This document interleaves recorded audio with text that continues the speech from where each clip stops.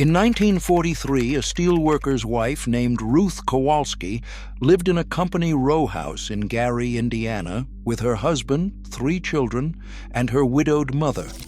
Her husband earned $43 a week at the mill.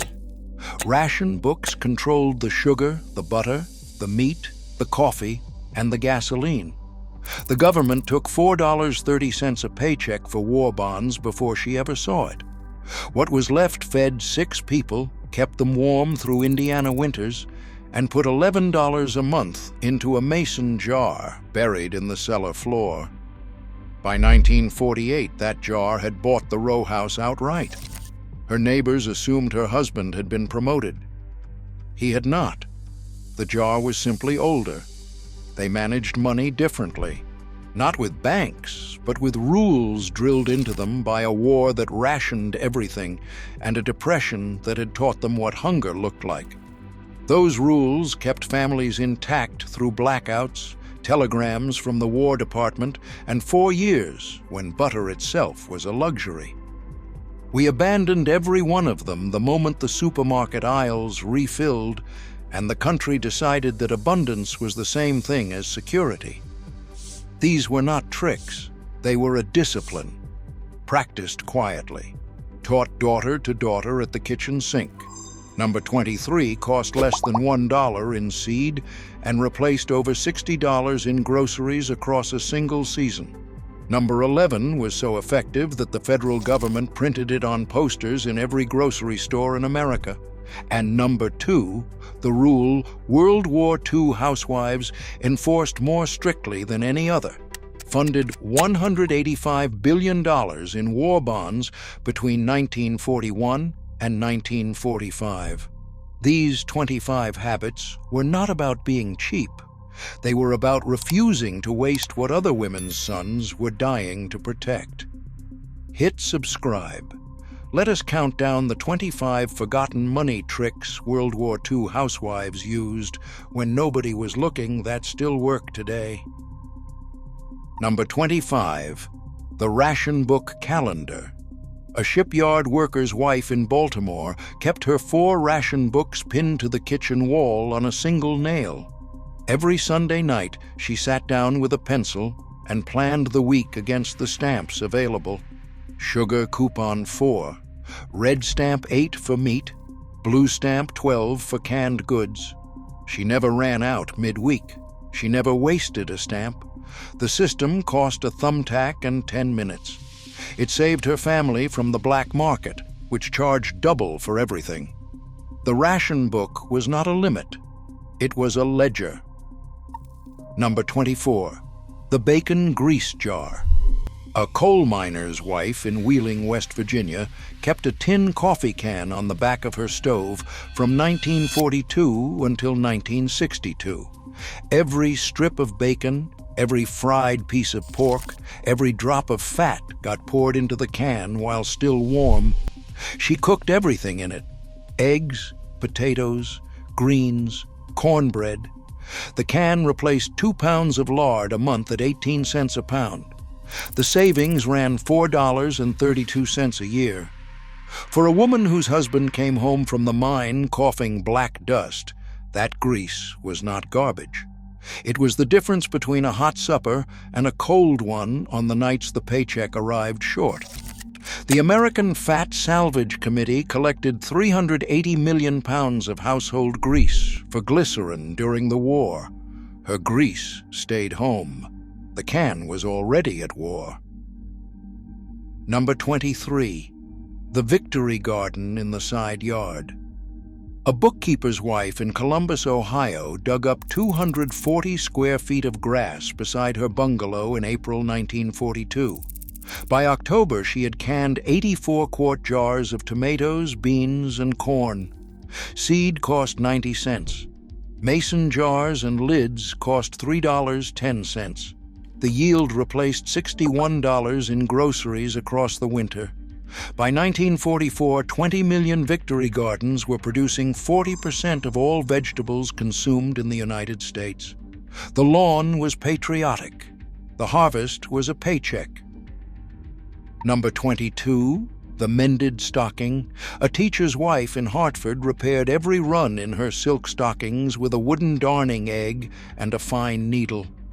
Nylon was gone, diverted to parachutes. Silk was gone. It came from Japan. A new pair on the black market cost $5. Her darning thread cost 3 cents. Across the war years, she saved over $40. She did not paint.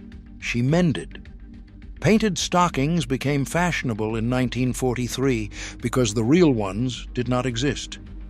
The egg in the drawer was a wage. Number 21st, the tin can drive, flattening cans for trust and credit. A factory wife in Akron flattened every empty can with a hammer on the back porch every Saturday morning. Tomato cans, soup cans, evaporated milk cans. Tin was strategic. The steel went to ammunition, and the tin coating went to field rations. The collection paid nothing in cash. Her oldest son was a Marine in the South Pacific. Every can she flattened was a small letter she could not send him, proof in metal that she was doing her share at home. But the corner grocer extended her credit on a handshake because she was known as a careful woman. By 1943, that reputation was worth more than money. The flattened can bought trust. Number 20. The war bond before the rent. A Navy wife in San Diego received an allotment check of $50 a month while her husband served on a destroyer in the Pacific. The first thing she did was buy an $18.75 war bond. Every month, without exception, the bond matured to $25 in 10 years.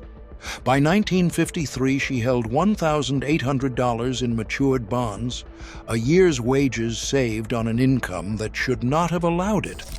War bond payroll deductions covered 27 million American workers by 1944. The bond came first, the rent came second. Everything else came after. Number 19. The soap saver cage. A railroad worker's wife in Topeka kept a small wire cage with a handle in her kitchen sink. Every sliver of soap too small to hold went inside. To wash dishes, she swished the cage in hot water until it foamed. The cage cost 19 cents at Woolworth's in 1941. It replaced 2 boxes of soap flakes a year at 23 cents apiece. The savings totaled $5.40 across the decade. Soap was rationed because fats were rationed, because glycerin made explosives. The sliver in the cage was a small refusal to waste anything. Number 18. The coffee was stretched with chicory. A Louisiana housewife in Baton Rouge mixed her coffee ration half and half with roasted chicory root she dug from her own yard. Coffee was rationed to 1 pound every 5 weeks, starting November 1942. Her neighbors complained. She did not. She had grown up drinking chicory coffee and knew the taste was not worse, only different. The practice doubled her ration without a single black market dollar. Throughout the war, she kept $24 in her pocket that other women spent on the side. The root in the yard was the rebate. Number 17. The quilt from the feed sack. A farmer's wife in Iowa noticed that flour and chicken feed sacks were being printed in floral patterns by 1942. The mills knew. Women had been making dresses from them since the Depression. She washed every sack, ironed it flat, and saved them in a chest. By 1945, she had stitched a queen-size quilt for her daughter's hope chest from 43 sacks.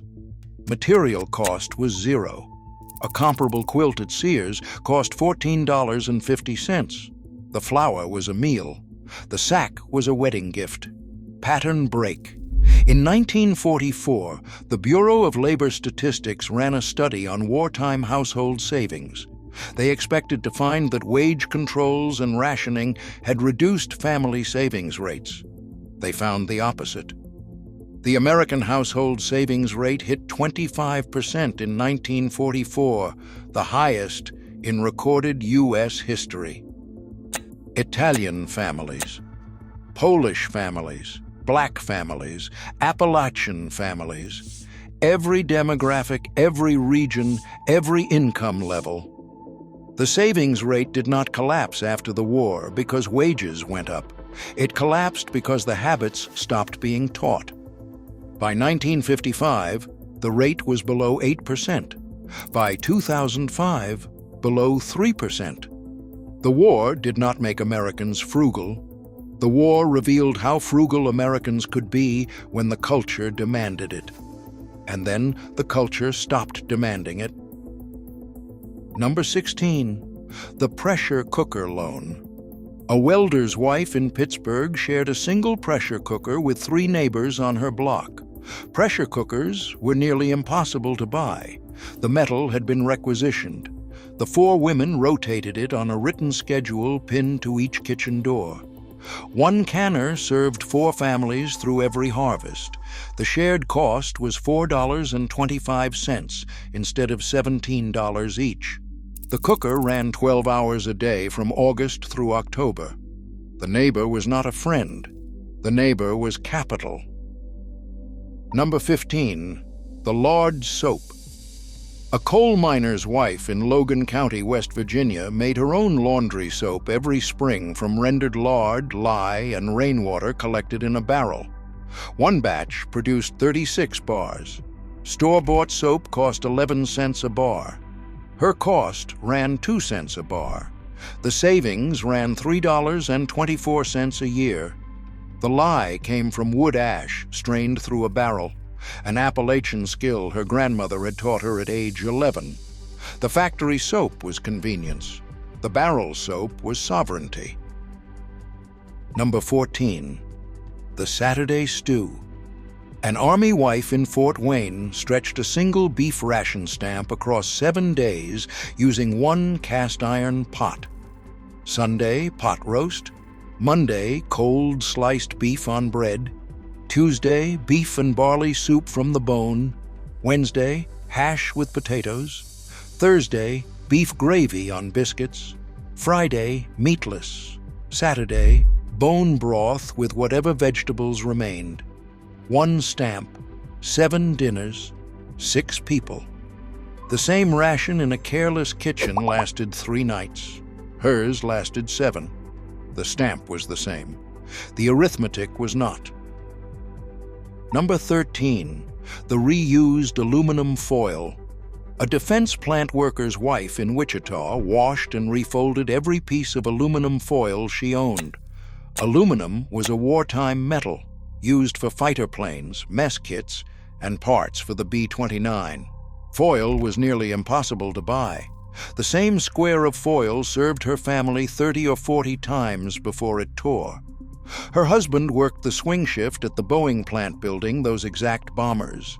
She would not waste a square of the same metal that paid for her children's shoes. By the end of the war, she had spent 28 cents on foil in 3 years. Her sister in Cincinnati had spent $3.40. The square in the drawer was a small piece of a bomber that never had to be built. Number 12, the window shade down at dusk. A school teacher in Boston pulled every shade in her 3-bedroom flat the moment the sun set. The shades trapped heat against the glass. Coal was rationed. Every degree saved was a fistful of pennies. She kept her thermostat at 64 all winter, and her coal bill was $4.10 a month, half the neighborhood average. Her annual savings ran $48. The Office of Civilian Defense had been pleading for these habits in posters since 1942. She did not need the poster. She had grown up in a Polish miner's house in 1931. The shade at dusk was reflex. Number 11, the use it up rule. A grocer's wife in Memphis kept a hand-painted sign above her stove from 1942 onward. It read, "Use it up, wear it out, make it do or do without." The Federal Office of War Information had distributed those exact words on a poster in March 1943. Her sign was older. She had heard the saying from her mother, who had heard it from her grandmother in 1898. During the war, the rule saved her household over $200, half a year of her husband's wages. The poster on the wall was the government catching up to her grandmother. Number 10. The mended sheet. A Marine wife in Quantico turned every worn bedsheet edge to middle the moment a thin spot appeared. She cut down the worn center, sewed the strong outer edges together, and hemmed the new outer edges from what was cut. One sheet became 2 seasons of service. Across her marriage, she replaced sheets every 9 years instead of every 3. The savings ran $32 across the war alone. The torn sheet was not garbage. The torn sheet was a Tuesday afternoon project with a payoff. Pattern break. A woman named Eleanor Brennan died in Quincy, Massachusetts in 2019 at age 99. She had been a Navy yard welder during the war and a bookkeeper afterward. Her wages never exceeded $2.40 an hour in her entire working life. When her 3 children opened her house, they found something none of them expected. The Cape Cod cottage was paid off. A second small property in New Hampshire was paid off. There were $94,000 in war bonds in a safety deposit box, untouched since 1962, alongside $71,000 in a credit union account. Her college-educated grandchildren, earning 4 times what she had earned in real terms, were carrying combined consumer debt of $186,000. They had inherited her money. They had not inherited her arithmetic. Number 9. The rendered beef suet. A butcher's wife in Omaha asked her husband to bring home every scrap of beef fat the shop could not sell. She rendered it on the back of the stove into white tallow she kept in stoneware crocks in the cellar. Tallow fried potatoes, greased baking pans, made candles, and waterproofed her son's school boots. 5 pounds of free fat replaced $2.80 of butter, $1.40 of shoe polish, and 60 cents of candles every winter. The factory waste was the household budget. The crock in the cellar was a pantry that nobody had to ration. Number 8. The sock darned to the heel. A railroad fireman's wife in Roanoke darned her husband's wool work socks until the original sock was barely visible under the patches. A new pair of work socks cost 39 cents in 1943 and were nearly impossible to find. Her darning yarn came from unraveled sweaters she had outgrown. Over the course of the war, she kept her family of 5 in socks for $1.10 total. The neighbor, who replaced her socks instead of mending them, spent $14. The needle in the basket was the difference between 2 budgets. Number 7. The Saturday bath in 2 inches. A Navy wife in Norfolk filled the family bathtub with exactly 2 inches of water for every bath. The Office of War Information had asked civilians to conserve heating fuel. She enforced the rule on 3 children and herself with a pencil mark drawn on the porcelain. Her husband was on a destroyer escort in the North Atlantic, where men went weeks without washing in fresh water at all. 2 inches felt like a luxury when she remembered that. Hot water heaters ran on coal or oil, both rationed. The savings on fuel ran $11 a year. The pencil mark was a quiet kind of patriotism. It was also, exactly, a household budget. Number 6. The recipe that had no eggs. A baker's wife in Milwaukee made a chocolate cake every Sunday using vinegar, baking soda, and water in place of eggs and milk. Both were rationed. Both were expensive on the side market. The cake was called a wacky cake or a depression cake. The recipe had been printed in the Milwaukee Journal in 1943. Her cost per cake ran 9 cents. A traditional layer cake cost 31 cents to make. Her family ate cake every Sunday of the war.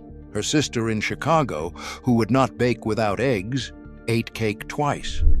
The recipe was not a substitute. The recipe was a victory. Number 5. The sewing bee in the parlor. 6 women on a single street in Buffalo met every Thursday night in one parlor with mending baskets and a single lamp. They turned shirt collars, lengthened children's coats, and transformed worn dresses into school jumpers. One woman supplied the electricity for the lamp, and the thread came from a community spool box. Each family saved over $40 a year. 6 women with needles outproduced any factory shipment that the rationing board had been willing to release. The parlor was a workshop, and the lamp was the foreman.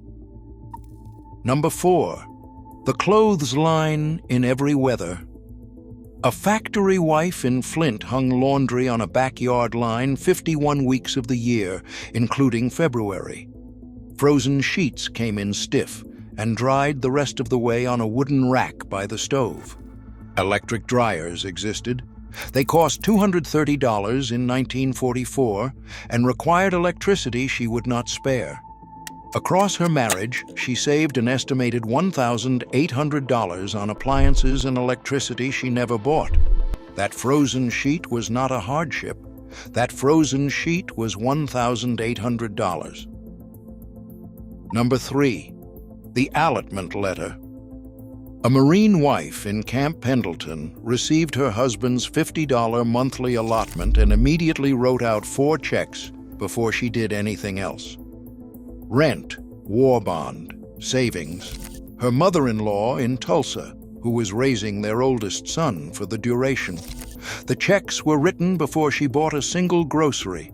Across 46 months of his deployment, she sent her mother-in-law $1,840 and bought $920 in war bonds. When her husband returned from Iwo Jima in 1945, the family had a son who knew his grandmother and a savings account that bought a house. The checks went out first. The hunger negotiated with what was left. Number 2. Pay the war first. 27 million American workers signed up for automatic payroll deductions for war bonds between 1941 and 1945. The deduction came out before the worker ever saw the check. A welder earning $52 a week saw $46. The rest was already a bond. By 1945, those deductions had funded over $185 billion in war bonds. After the war, the same families kept the habit. The bond became the savings account. The savings account became the down payment. The down payment became the suburb. Pay yourself first was a phrase financial advisors started selling in the 1980s. American factory workers had been paying the war first since 1941. The order was the lesson. Number 1. Spend less than you earn. That is the whole rule. No ration book, no grease can, no mason jar in the cellar, no system at all. The unglamorous, unfashionable, unbreakable discipline of spending less than came in. Every week, every month. For 4 years of war, for the 4 decades that followed. Until the gap between earned and spent became the foundation of everything. A paid-off house, a son sent to college on the GI Bill, a daughter who did not have to weld for a living. Ruth Kowalski in Gary, Indiana, was not running 24 systems at once. She was practicing one with such fierce consistency that the other 24 arranged themselves around it. She spent less than her husband earned. Every week of every year, for 16 years. The mason jar in the cellar was simply the receipt. None of these habits required a degree, an advisor, or a bank. They required attention, the willingness to look at money honestly, without shame, and without fantasy. The generation that ran a household through that war understood something modern America has spent 70 years trying to unlearn. That comfort is not the same as security. That convenience is not the same as freedom. That a full pantry and a full bank account are not built by what you buy. They are built by what you refuse to buy. The women who kept those rules did not look prosperous in 1944. They wore the same dress to church for 3 years running.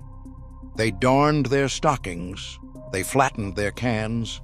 They were prosperous in the only way that ever mattered. They could not be reached by hunger, by foreclosure, by a telegram that changed everything in a single afternoon. These were not the habits of poor women. These were the habits of women who had decided, somewhere between the Depression and Pearl Harbor, that they would never again be at the mercy of an empty pantry or an empty account. The mason jar is still there, buried under the floorboards of some Gary row house that has been renovated 3 times. The math has not changed.